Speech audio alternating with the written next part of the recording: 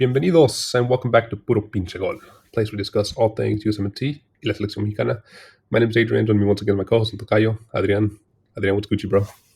Hey, what's up, man? I'm barely awake after that match today. Good morning to you, by the way.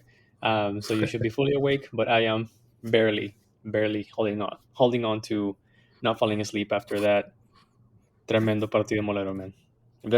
I know we've said this before. There's some definitions of a partido molero, and today was a quintessential example of what a partido molero is.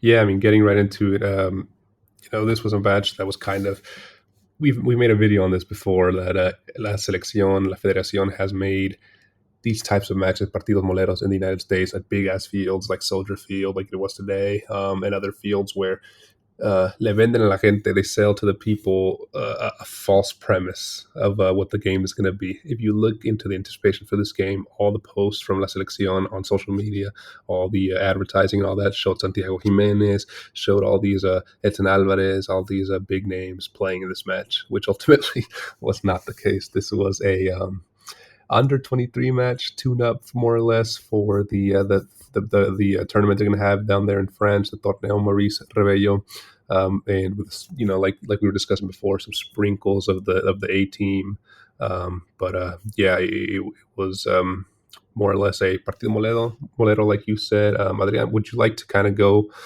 through the starting lineup for Mexico?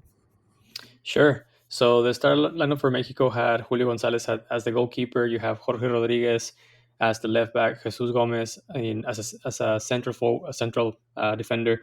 Alexis Peña was the second center back, and Pablo Monroy as the right wing.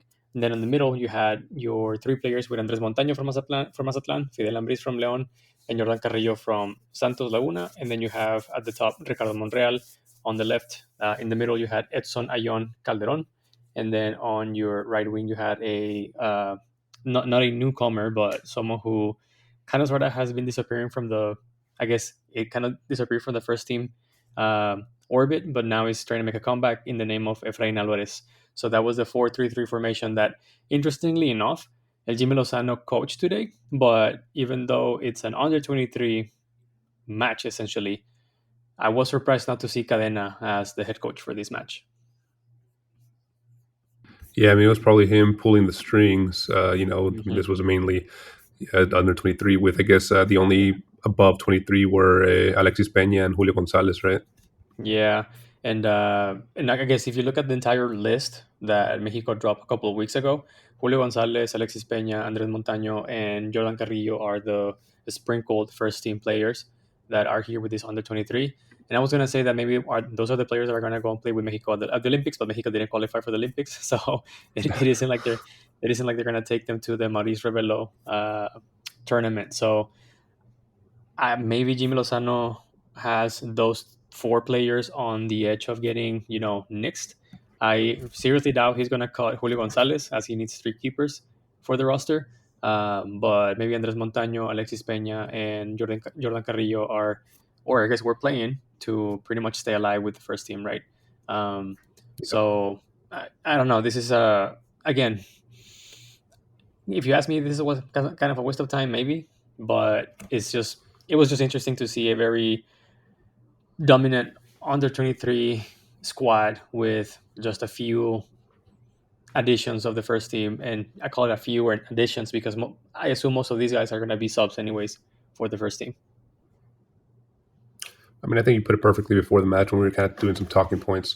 This was more of a tune-up for the U23 for that tournament than anything, and it said more about the Bolivia squad than really about Mexico at this point, right? I think we learned more about the state of where Bolivia is currently than Mexico.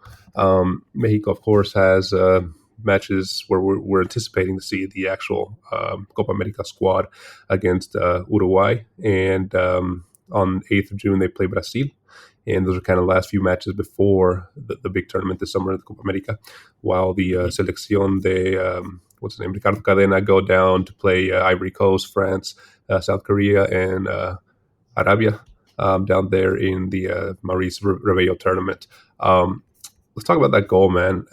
It was from, I guess, a player who, like you said, you mentioned, who has been kind of in and out of the selección in recent years, more out than in recently. Efrain Alvarez, he got it kind of in the area. Ricardo Monreal got in the area and put the pass to Efrain Alvarez, who kind of had some patience there and kind of scored with an open goal. And after that, really, Mexico kind of took their pedal off the gas, or their foot off the gas, right? Yeah. And never Hmm. really were bothered by Bolivia, No, even no. after really taking their foot off the gas. How would you summarize that goal? And did you think Mexico could have kind of pushed for one more? So here's the thing: like at the very first few minutes of the match, if you were actually paying attention to the game, right, you could feel that Mexico was gonna pretty much go out with a banger and score more than 2 goals against Bolivia, because it just felt that Mexico was overwhelming Bolivia in every way possible, right? Understanding that Bolivia was playing with their first team, Mexico was playing with the under 23 team, it's like, all right, they're actually pretty much deleting Bolivia from the field, from the pitch. But it took a little while for them to actually score. Um, Way more than I anticipated after those um, first few minutes. The play itself for the goal, I think it was a good combination. It was nice to see that Efrain Alvarez took his time before he decided to actually go for the goal. And I think that's something that Mexico is lacking in the first team. We the Mexican team depends a lot on crosses and the center forward doing a lot of the heavy lifting. And there's a lack of creativity in the middle where getting maybe a diagonal cross on the I guess on the at the pitch level, right, and having someone like Luis Chavez or Eric Sanchez with the patience to take a strike, or at least go dribble the ball or do something different rather than just trying to cross or take score a screamer from very far behind. So I think on this specific play, Efrain had a great display for what Mexico is lacking. But then again, it's against a very soft opposition like Bolivia. Does it really matter? I am not too sure. It's nice to see Efrain Alvarez getting into a good form again. He had some rough times with the Liga Galaxy, and this last season, while Cholos wasn't the greatest in ligamx, I will have to say that Efrain Alvarez was perhaps the most interesting player from the squad. So nice for him to get a boost. But overall, what does it mean for Mexico? I I'm not too sure. I mean, I wish I could say something different, but that isn't necessarily the case. Yeah, at least in regards to the main team, La Selección Mayor.